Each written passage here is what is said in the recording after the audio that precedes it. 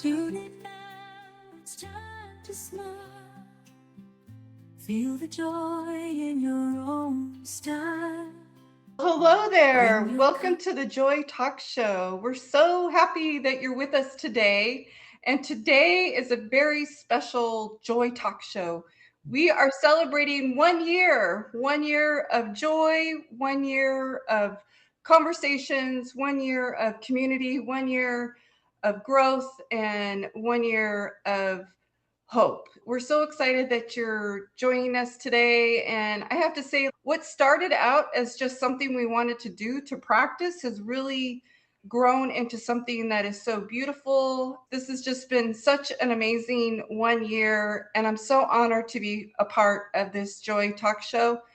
I'm Cindy Sheridan. I'm an author of The Widow's Guide to Joy. And along with me, I have three other beautiful friends.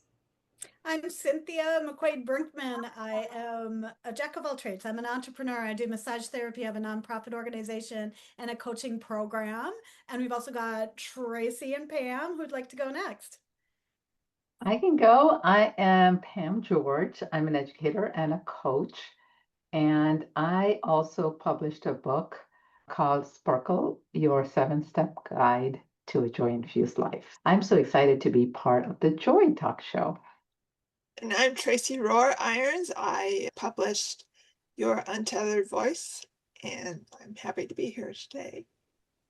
Love Awesome. It's so exciting. I forgot, I am a stand-up comedian as well, which is very surprising because after my husband passed, didn't know what I was going to do, but God called me into doing stand-up, and it was probably one of the best things I could have done to really bring more joy and laughter into my life. And these ladies definitely have brought a lot of joy and laughter into my life and into our show. So excited for what's ahead of us, and happy birthday, Joy Talk Show. Yay! I love it. I'm going to turn it over to Cynthia. Awesome. Thank you, Cindy. You're such an amazing speaker and entertainer. And I cannot wait for the day I get to see you live in comedy or maybe a recording. Maybe you'll be on a show. So we're excited for that. This is just amazing.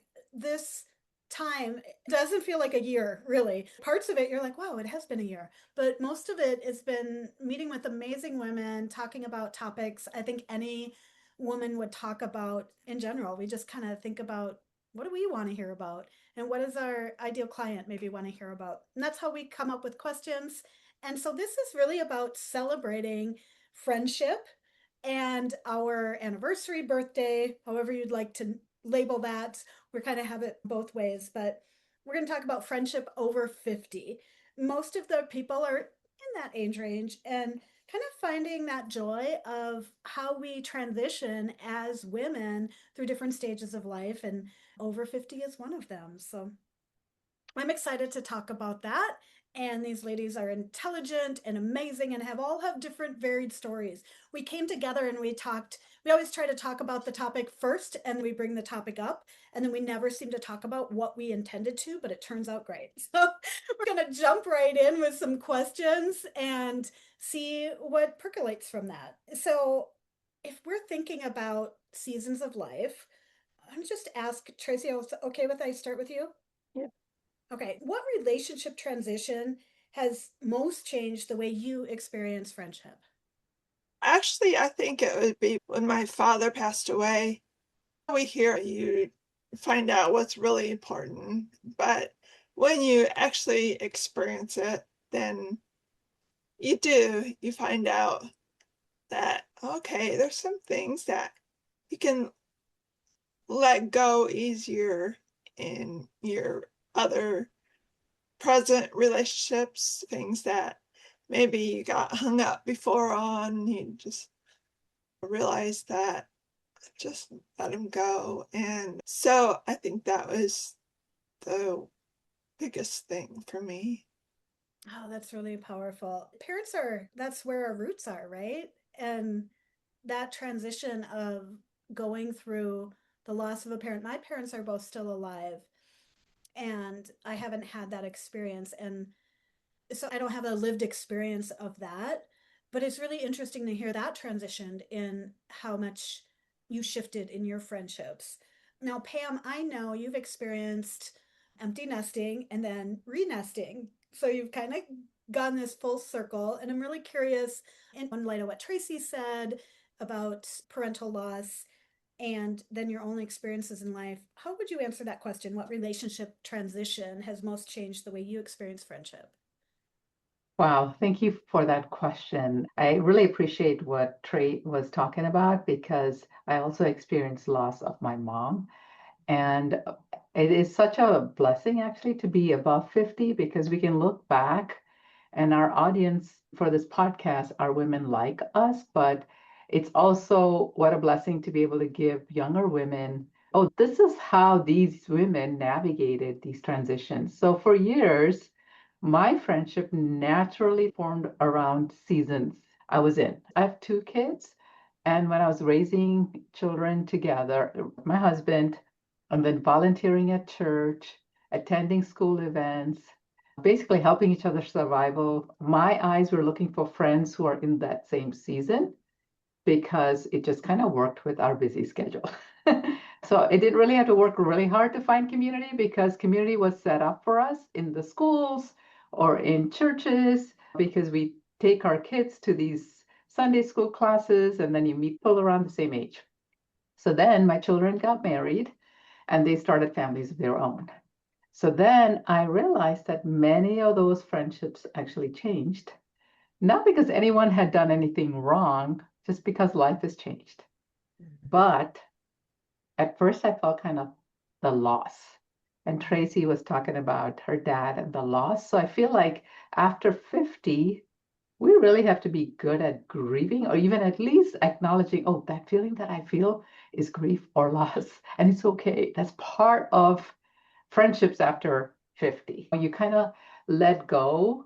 And I had to ask myself, who am I now? What does community look like in this season? And then something unexpected happened. One of my kids moved back home. So I was empty nester for 5 years. So my schedule was flexible. It was just me and my husband. We traveled the world. We made friends in Rome and all over the world. And then now I think my focus is more of just delighting in my grandchildren. And so instead of seeing it as, okay, am I moving backward and through the same seasons again? I cited another reminder to me that relationships are always evolving. So every season has something different for us. And so that experience really changed my view of friendship. I learned that healthy friendships don't stay alive by accident. They grow because we intentionally make room for one another as we're changing lives. So when I think about my closest friends today, they include women who are widows, like beautiful Cindy here, grandmas like Cynthia, caregivers, professionals like Trey, women who navigate health challenges. And no, we're not connected because our lives look the same. We're connected because we've learned to make room for each other's stories. So I think friendship isn't about staying in the same season together now. It's about choosing to stay connected as our seasons change. And as we're celebrating this 1 year anniversary, we've met every single week. So there's this consistency that helped us build these deep friendships. So it does take intentionality. So long answer, but I've had years of experience. That's true. I believe we're all in the over 50 club here on the call today.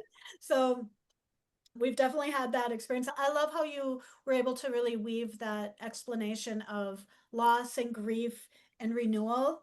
And then coming to that stage of saying, like, it's not about sameness anymore as much as it is about commitment and desire, really, to dive in and with intentionality deepen relationships. So I think that's exciting. And now, Cindy, I want you to hop in. Earlier, we talked about you being a widow and looking back. So you've got the loss of a dad, the loss of a mom. And did you want to speak about what happened with friendships with you? Was that a natural breaking point for you? Or tell me more about being a widow and friendships. Yeah, being married, being a couple, your friendships do look different than being a single person.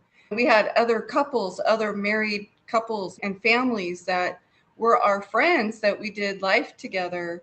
And then after David passed, some of those friendships that we had that were married couples, many of the women came around me and supported me, and I'm so grateful for that. And but I found myself in a season where I'm building friendships with other single women in my age, some younger, some older, and then also building friendships with other widows, coming alongside other widows, being an open ear to listen and a word of support and encouragement. I feel very blessed that I have so many different types of friendships, really, because going to church, I have friendships with those that I serve alongside with. Having a connect group, there's women there that I have grown close to. And then even being a comedian, I have comedian friends now, both male and female, but the dynamic of your friendships definitely changes through the seasons, as Pam was talking about. And it's different. Even though I still see some of those couples when David and I were together and are married friends, I still see them. We still say hello, but we're not as close as we used to be. Yeah. And that's Yeah. okay. I'm okay with that. I understand. Yeah. Yeah. I think there's an elastic sense of how relationships grow and stretch and come back together. I lost my best friend when he was younger. For him, before 50, he died. And that was devastating to me. And what was interesting about that loss was I wasn't expected to grieve. He wasn't my brother. He wasn't my neighbor. He was really a best friend in a very quiet way. We relied on each other a lot. And so I found through loss and grief that was really challenging. And then I found myself having a hard time trusting friendships because I didn't want to lose people. I'd actually also lost one of my closest friends when I was very little, when I was 10. So that kind of deepened a wound within me. But what I've noticed in this last year, being very intentional about relationships, is I can't be in someone else's mind about where their love for me is or where their commitment to me is. We just do our best to show up with one another. In fact, we went to a 50th party last night, and one of the person's 50th, they had their child 4 months apart from our child. And so 4 months apart, we thought we're going to raise these kids together. This will be amazing. And basically, we haven't been together for 20 years, and our kids are 21. But we still were able to connect and talk about doing dinner together and being like, we really need to be more intentional about our friendship. So I find that I resonate with all of you in different levels, even though I haven't had the same experience. And I think we kind of touched on this, but was there anything anybody wanted to add to what has become more important to you in friendships compared to 20 or 30 years ago?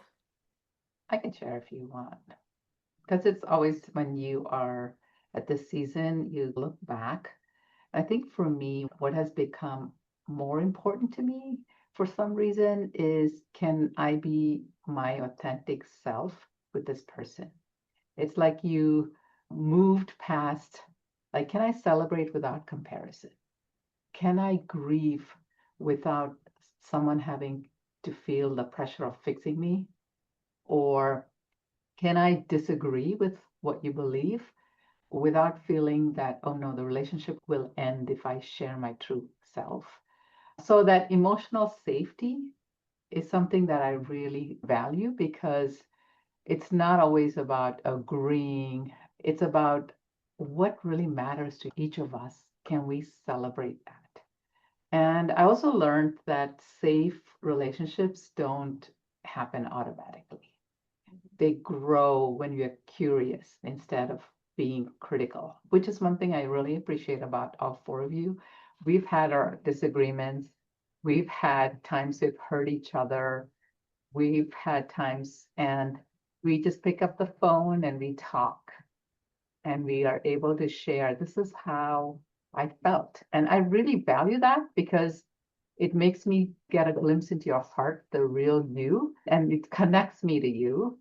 And so I really, it's super important to me. I think we're moved past the surfacey, hello. It's more of the depth and the safety that's more important now. So I think the greatest gifts that we give each other is I'm still here. Like even tonight, I've got this intense schedule, but I'm like, I'm going to show up for my friends. So I think making that commitment is important. Yeah. Yeah.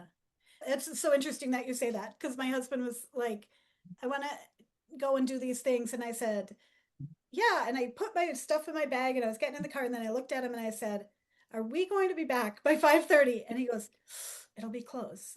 And we hummed and hawed. And I said, I'm not going.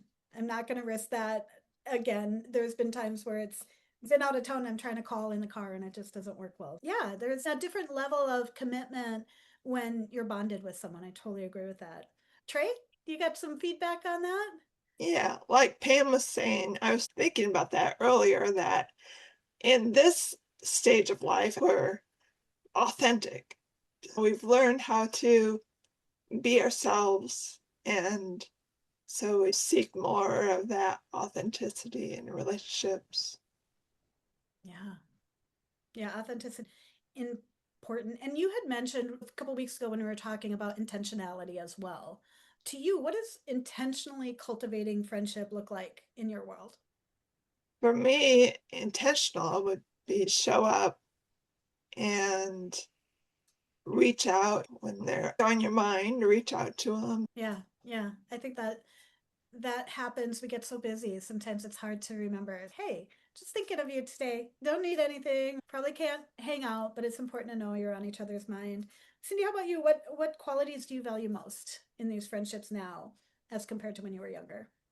One of the words that stuck out with me when you were all sharing was being able to be vulnerable, allowing definitely being myself, but sometimes I have messy days and weekends, months, years, or but just being okay to be vulnerable because I think that can really, it might scare some people, then maybe that wasn't meant to be, but you'll quickly see some true friendships stick around and support you and be there with you, cry with you, support you, do what it takes to help you, to encourage you, and to help you find your joy again and your laugh. So I think being vulnerable is important for me, that I can feel comfortable and safe to be vulnerable. Yeah, that's powerful. Very powerful. I think it really goes into our next question, which is about people who have closed down their hearts. My heart wall is more closed around life and death, right? There's this catastrophizing that my brain is doing. But if someone was to say, I've just stopped at friendships, I've had people say this to me, friendships are too hard, they just feel too hard. What kind of encouragement would you give them to maybe try again for the joy of friendship? I have something. So I love bananas. Bananas are great object lessons. I served in kids' church for 10 years.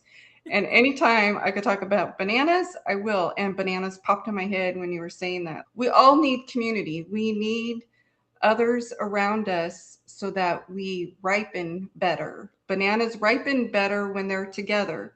We ourselves can be better when we have people around us.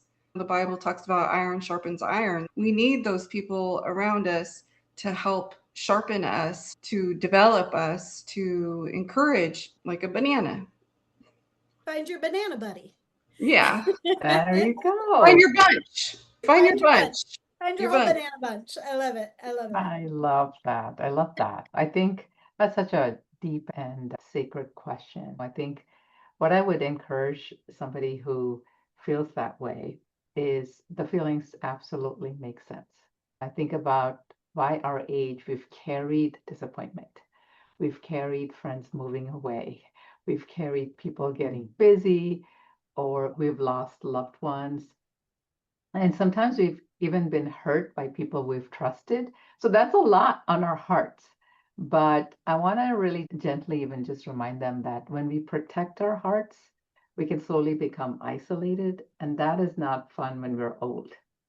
So I think the answer is in pretending none of that happened, but healing enough that the hurt no longer gets the final word. Because I found some of the richest friendships in my life have come at this season because both of us have done enough inner work to show up with humility instead of expectations or taking things personally. And so I think I just want to encourage whoever's listening, if you feel like, man, I feel alone when I'm over 50, I just don't want to open my heart to anyone anymore.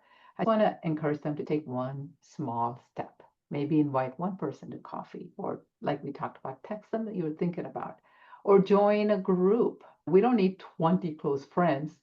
You just need a few people to really know the real you.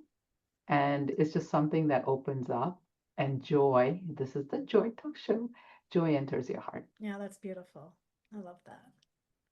Yeah.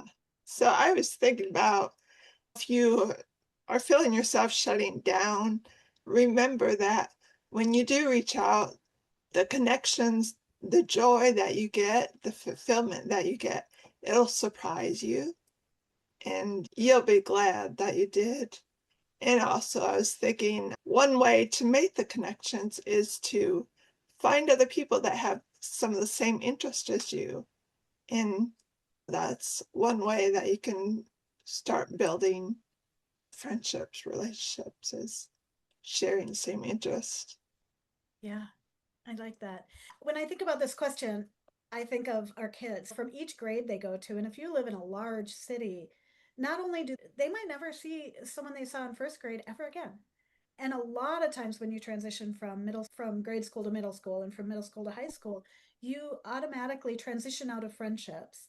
And kids don't get hung up on it. They're pretty resilient. And somewhere in our head, at least for me, have this fantasy of, oh, you're supposed to have the kindergarten friend, which is interesting because the 50th party I was talking about earlier we went to was my husband's kindergarten friend. And they are still friends. It's just evolved differently. And I think there can be ease in that. But I want to challenge us all with a agree disagree statement. I've got a few of them. As we get older, making close friendships becomes harder than it used to be. Agree, disagree. Agree. Agree. Tracy. I would disagree because the authenticity, the wisdom you've gained about making connections. Yeah. Pam. I would agree it gets harder. I'm not going to lie. It's interesting. I think I'm on the fence on it.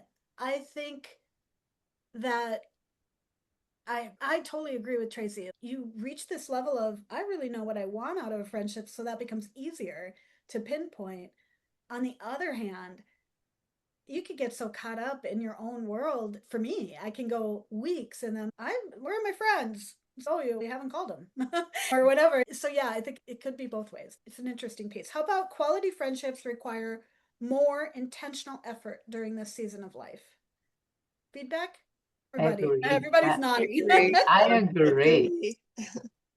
Yeah, I like would I agree. said earlier in life, it happened naturally, but now we're in our own niches and it has to take effort. Yeah, I'm with you on that for sure.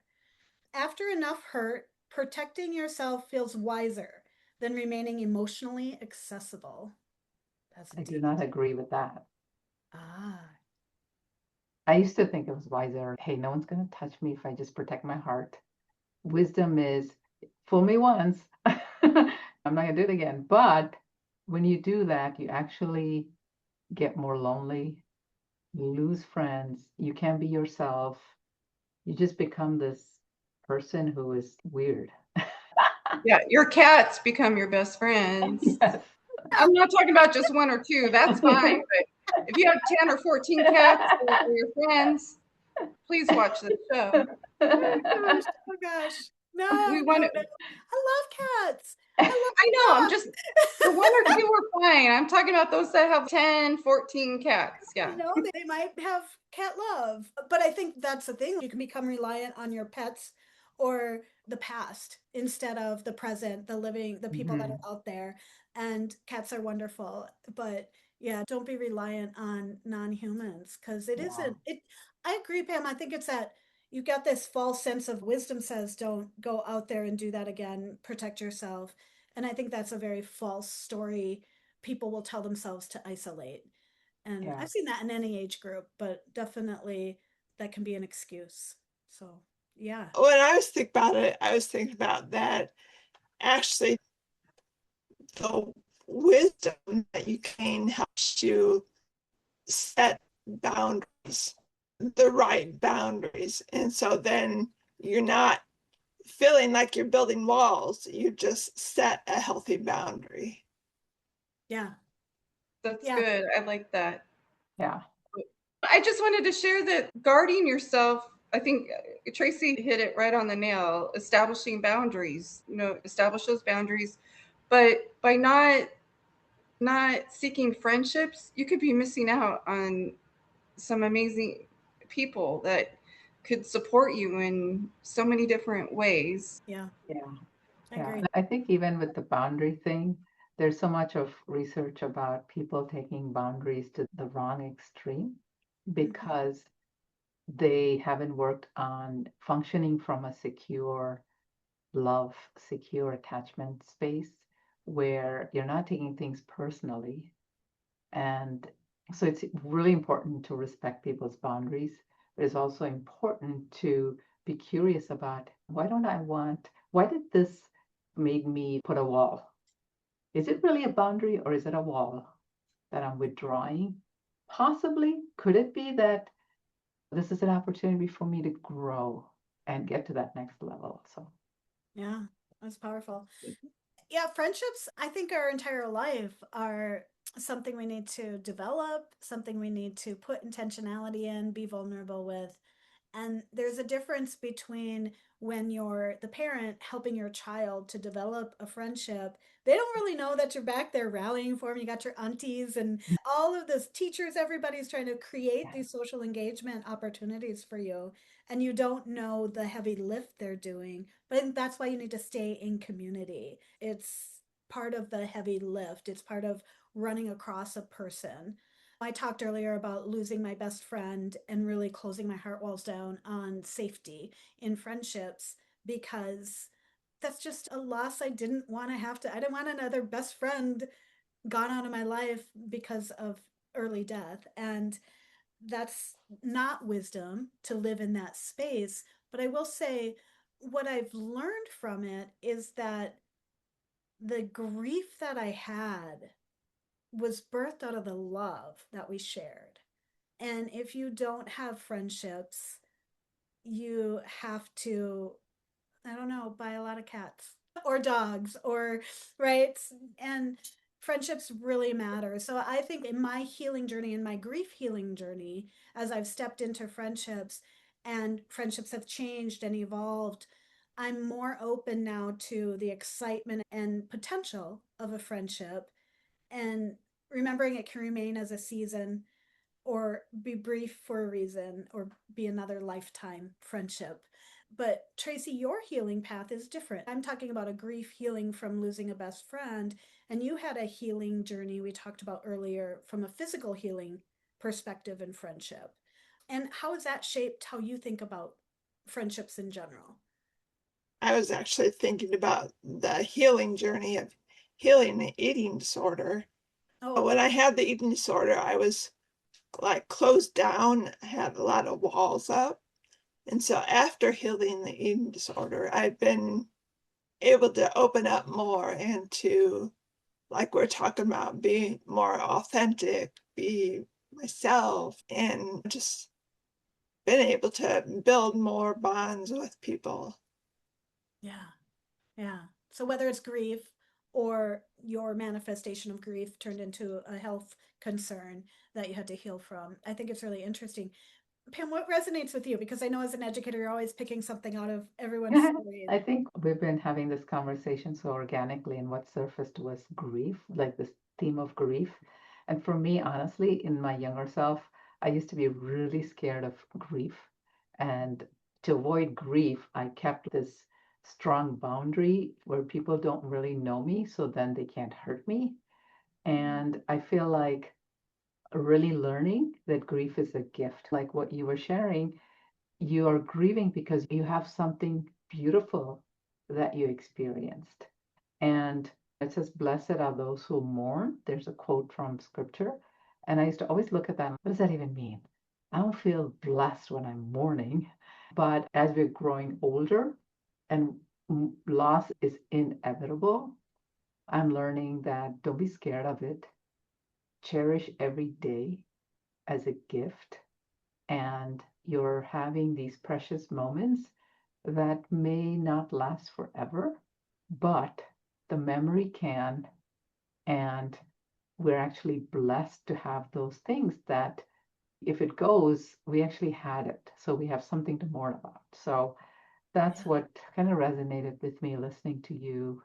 And as we all, each one of us, experience some kind of loss by the age of 50. So I think it's learning to grieve in a way that is joyful Yeah. Yeah. rather than being afraid of it.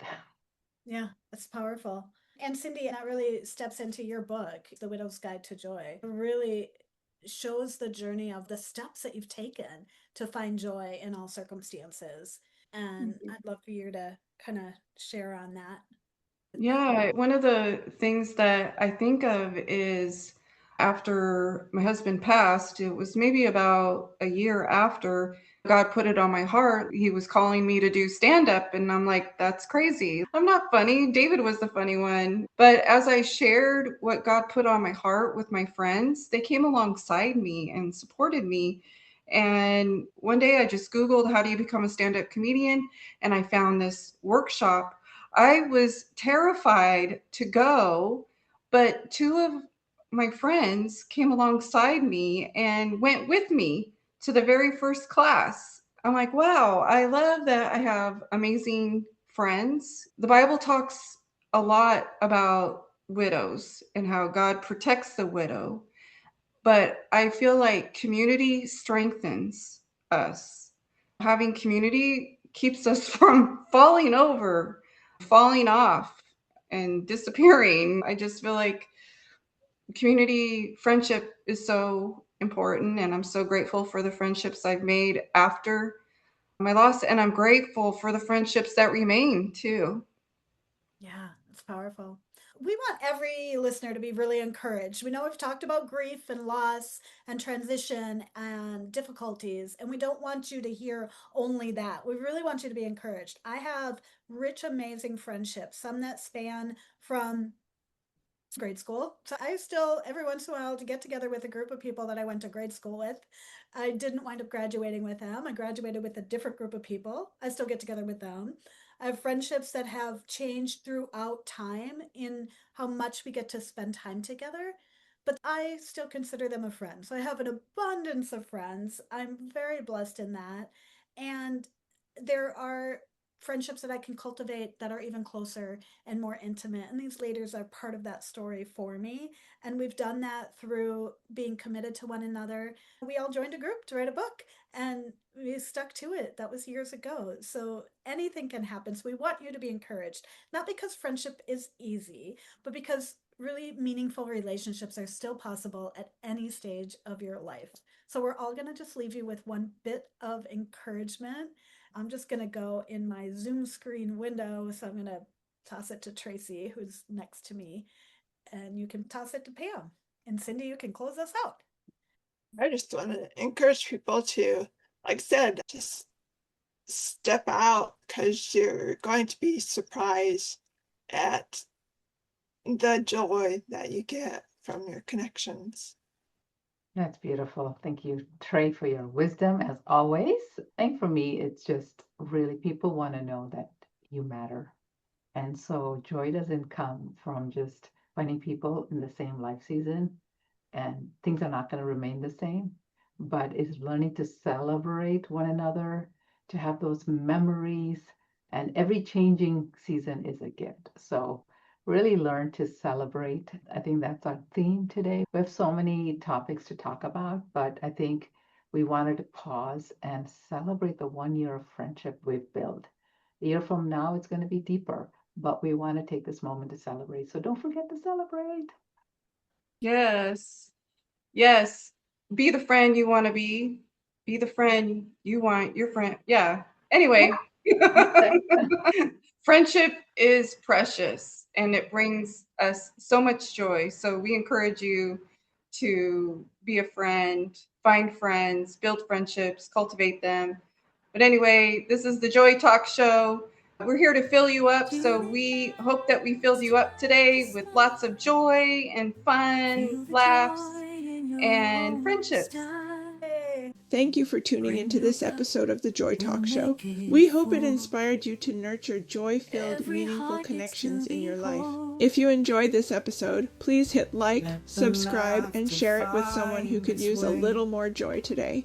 We'd love to hear how this conversation touched you.